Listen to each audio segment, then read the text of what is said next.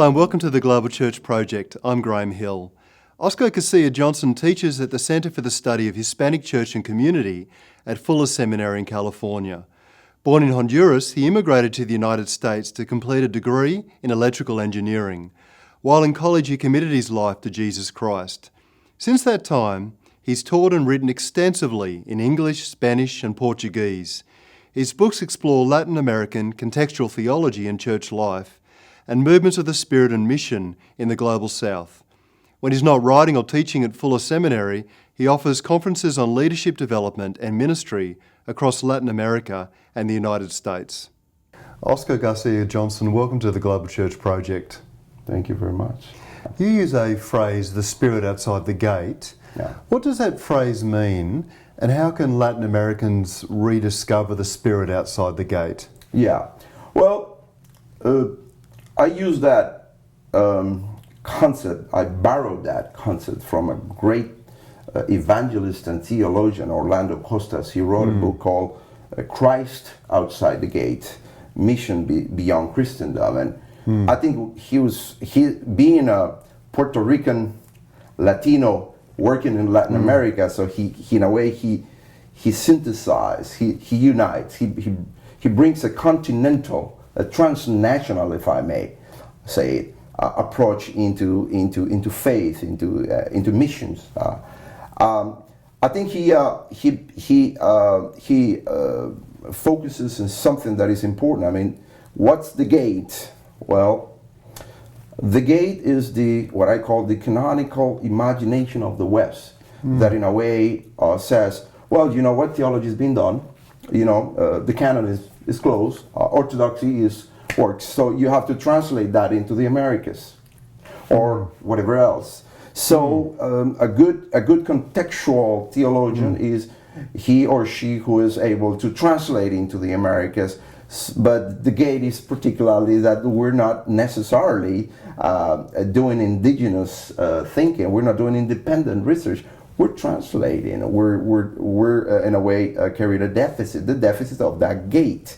That is the gate in a way. And outside the gate is the ability to see the exteriority of that modern colonial understanding of theology, that legacy of modernity and coloniality, going at the exteriority by looking at what missionaries and researchers didn't look at when they encountered the Americas and the rituals and all that. They were many histories were lost, and in those histories you'll see the seed of this theology that I'm talking about, more indigenous. You'll find there many things, including indigenous rationalities, how different communities, African in the Americans, Orientals in the Americans, even Europeans who definitely changed the way of life, begin to think in a very different way. How have Latin American theologies like integral mission and liberation theology shaken up Western Christianity and its orientations? Yeah. I think in the history of Latin American theology, you begin to see a more independent work with the emergence of liberation theology and integral mission, hand in hand, I would say. Before that, obviously, you'll have a much more secularized, independent thought. Even at the moment of the political independence of the republic, you'll have Simón Bolívar, you'll have José Martí. Those are thinkers that are trying to attain autonomy, cultural autonomy, intellectual autonomy. And then you'll have the literary boom in the 1960s. And out of that, immediately, that you'll see liberation theology and integral mission. And all that is in a way accumulating enough impetus to create a sense of we should do our own theology, we should do our own mission, we should think with our own mind. And in that sense, I see liberation theology as a movement that has a decolonial instinct. I wouldn't attribute liberation theology a full decolonial process. And by decolonial, I mean to be able to create a de-Westernization. That doesn't mean the trashing of the West. It means to being able to terminate the domination of the West, not Western culture, but the domination of the West. That de-Westernization didn't happen in liberation theology, in part because they borrowed from Europe a lot of critical thinking, particularly more from the Marxist or neo-Marxist school. And so you fight the most conservative aspects of Europe and the United States and the Americas with the more progressive aspects of Europe, and that created a kind of a dependency. So integral mission in a way did the same from a different angle, because in a way there was the sense of we inherited the Protestant principles, and they did a similar track. They were in conversation with liberation theology, but they did not necessarily identify with liberation theology. So both of them, but part of the whole issue is that liberation theology took off with such a dynamic speed that in a way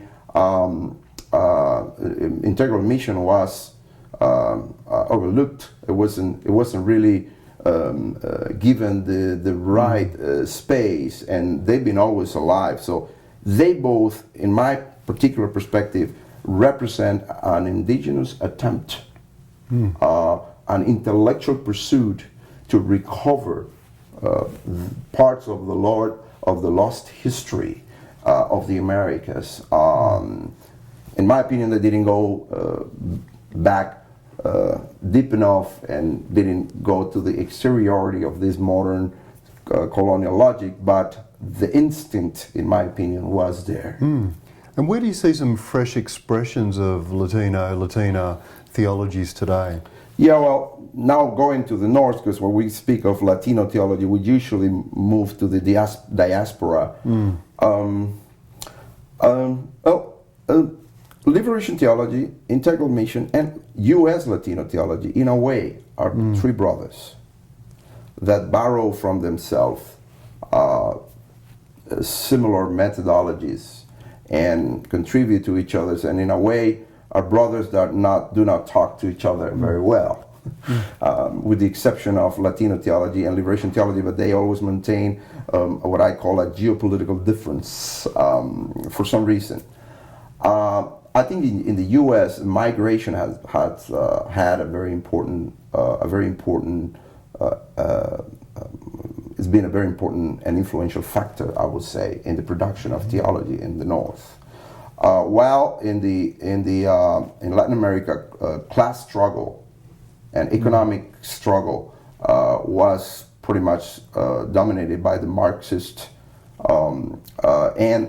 and the instinct that I said, the colonial instinct, the decolonial instinct of the thinkers of the Latin America. In the North, the issue was not so much class struggles as it was cultural marginalization and race struggle. See, race struggle, and that's part of the whole criticism on early liberation theology, that they didn't see the race struggle as important. But anyway, in the North, it was more race struggle, cultural struggle, and marginality and periphery. Therefore, you'll see expressions such as mestizo, mestizaje, which is kind of a hybridity, is highly anthropological at the beginning, and it moves more into a formal discourse later at the middle of its development. And right now, it's more taking a little more a post-colonial and I hope a trans-occidental approach in mujerista theology, theology from the side of the women, not a European feminist theology, but more a mujerista, womanist from the perspective of Latino theology, mestizo theology, the cries of the periphery, the Galilean cries, as Elizondo says, and other expressions are very important in Latino theology. Oscar Garcia-Johnson, thank you for joining us at the Global Church Project. Thank you very much. It's been a pleasure talking with you, Graham. You've just watched an abridged version of this interview. For the full interview, plus resources for churches and colleges and universities, please visit www.theglobalchurchproject.com. I look forward to your company next time. From me, goodbye.